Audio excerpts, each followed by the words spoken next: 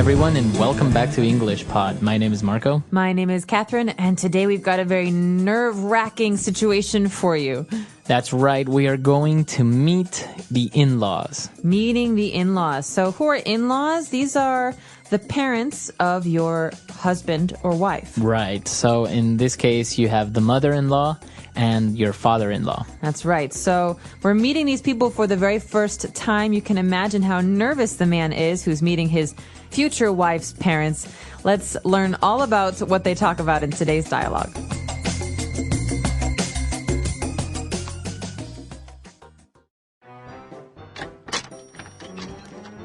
Mother, Father, I'd like to introduce you to my fiancé, Bob. Hello, Bob. Welcome. Thanks for having me. Nice to meet the both of you. I've heard so much. So, Cindy told you about bringing home her last boyfriend then. Ha, that idiot. Shh, Thurston. You're going to scare the poor boy. Come in and have a drink. Dinner will be on in just a bit. What'll you be having? Whiskey, bourbon? Pick your poison. If you have a lemonade, that'd be great. Lemonade? Why, sure. There's some in the fridge. Mother makes her own lemonade from scratch. It's the best. So, what are your hobbies, son? If you want, we can do some hunting tomorrow. I've just picked up a new rifle I've been meaning to try out. Should be a real hoot. I'm not really, I don't really hunt. You don't hunt? Well, I'll be damned. Bob is an animal rights activist. He doesn't believe in harming animals. Dinner's ready. Let's go out to the patio where the pig is roasting. Roast pig? I'm a vegetarian. All right, we're back. So a very awkward situation. I think they might have a little bit of problems in the future. Yeah, there are a lot of cultural differences between the characters, the son-in-law and the new parents. The father-in-law, Yeah. So it's really interesting. Why don't we start off by looking at a couple of different words on language takeaway. Language takeaway. So first of all, we have the two characters, Cindy and Bob, who are getting married. So we call Bob Cindy's fiancé. Right. Mm-hmm. So my fiancé, and it comes from French, and it means to the person that you're going to get married to. That's right, the person you've decided to get married to. So we say fiancé. We can say the same word for a man or a woman. So he is my fiancé. She is my fiancé. Okay, my fiancé. Very good. So Cindy introduces her fiancé Bob to her parents, and they start talking a little bit, and her dad, Thurston, invites him to go do some hunting tomorrow. That's right. So hunting is a sport in America and lots of places in the world where you shoot animals. Mm-hmm. Okay, so you go in the woods, you wear brown and green colors, and you shoot animals to take them home and skin them and eat them, or to keep them as trophies. All right, so you go hunting, and, well, the way that you shoot these animals is you need to have a rifle. A rifle. So you could also call it a hunting rifle, in this case. A rifle is a gun, but it's a very long gun. Right. Mm-hmm. So it's not a little gun that you just hold in your hand. It's very long. It'll be maybe like half a meter long. That's right. And so oftentimes people, when they're hunting, they lie on the ground and they wait for the animals to pass, and they hide themselves, and then they shoot from a long distance. Right. So he's talking about hunting. He's got a new rifle, and he says, yeah, we should definitely go. It should be a real hoot. Should be a real hoot. This is a very fun spoken English phrase. It's said more by older people than by younger people. Mm-hmm. So this is why the father says it in the dialogue. A hoot should be a real good time, real fun. A hoot. So how can you use this like, oh, the party last night was a real hoot? Yep. You can say that. You could say, or she's a real hoot. She's really funny. Okay. She's really enjoyable. This is a little bit more like spoken and used by maybe older people, right? Yeah, my mother would say this. I wouldn't say this. So, oh my goodness, it was a real hoot. Yeah. All right. So he's talking about hunting, how much fun they would have, and unfortunately, Bob is an animal rights activist. What does this mean? So an animal rights activist is someone who is very concerned with protecting the rights of animals. So, for example, if I'm an animal rights activist, maybe I will protest people who wear fur. Or perhaps I will also try and secure land for a natural wildlife preserve so that animals can live in the wild. There's not houses or cars. So animal rights activists are people who try to make sure that animals are protected from human beings. Okay, very good. And this is what Bob is. So obviously Bob is not really into hunting, right? I'm guessing no. These are two opposites. You have people who like to kill animals and people who want to protect the lives of animals. Right. Okay, well, and to finish off our language takeaway, dinner is ready, so let's go out to the patio.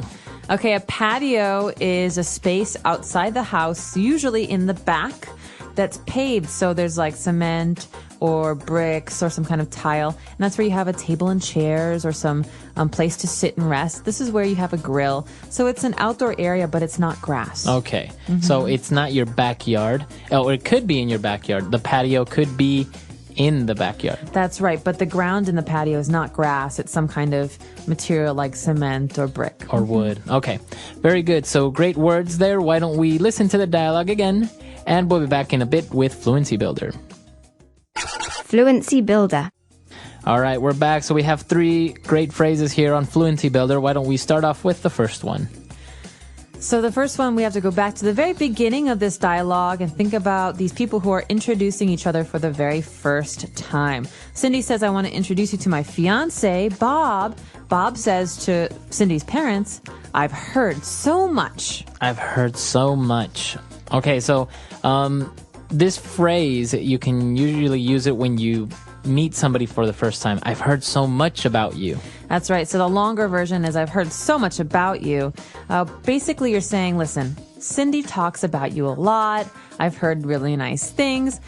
Sometimes people like to joke. You say, I've heard so much about you. They say, I hope only good things. Yeah, or I hope not too much. I hope not too much. So this is a very polite way to respond when someone introduces themselves. Okay. I've heard so much about you. It's a pleasure to finally meet you. Exactly. Okay.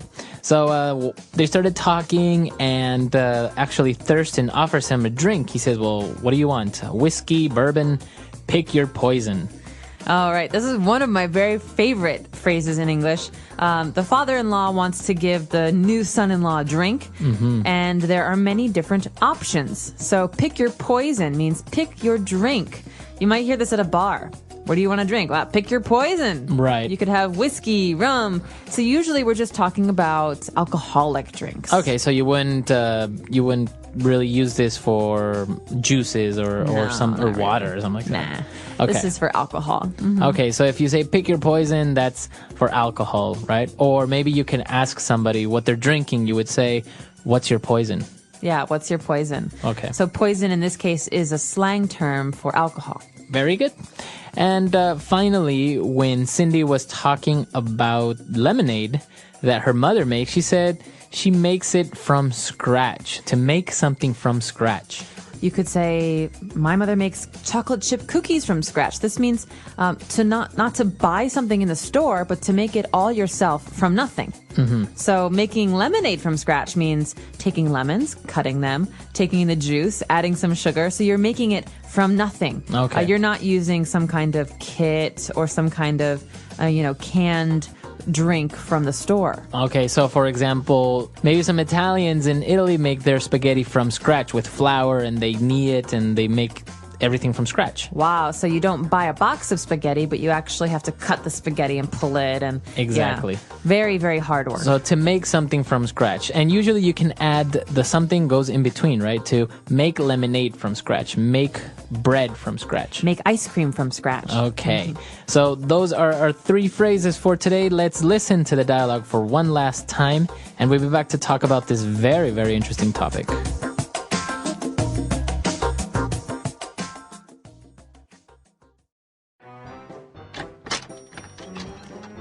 Mother, Father, I'd like to introduce you to my fiance, Bob. Hello, Bob. Welcome. Thanks for having me. Nice to meet the both of you. I've heard so much. So, Cindy told you about bringing home her last boyfriend then. Ha, that idiot. Thurston, you're going to scare the poor boy. Come in and have a drink. Dinner will be on in just a bit. What'll you be having? Whiskey, bourbon? Pick your poison. If you have a lemonade, that'd be great. Lemonade? Why, sure, there's some in the fridge.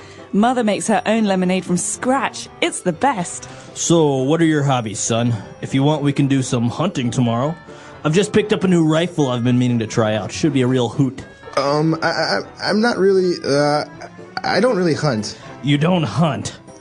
Well, I'll be damned. Bob is an animal rights activist. He doesn't believe in harming animals. Dinner's ready. Let's go out to the patio where the pig is roasting. Roast pig? I'm a vegetarian.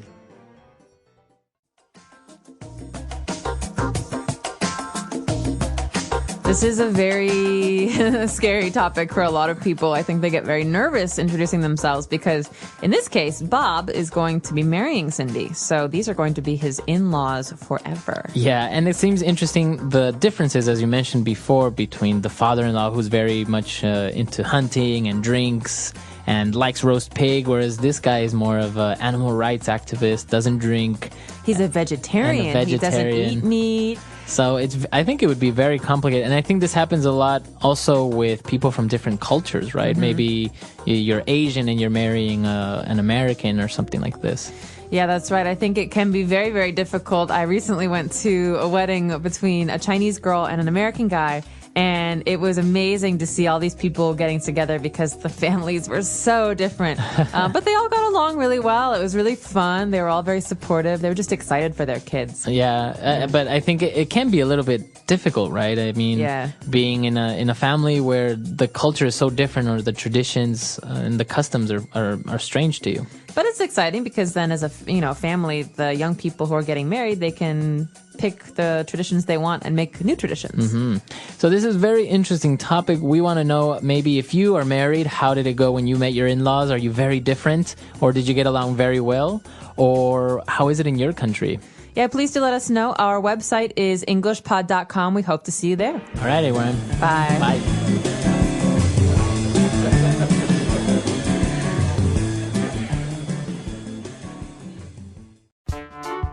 The English Pod Audio Review. Listen to the meaning, then say the vocabulary word. Scratch. Pick your poison. Pick up. Roast.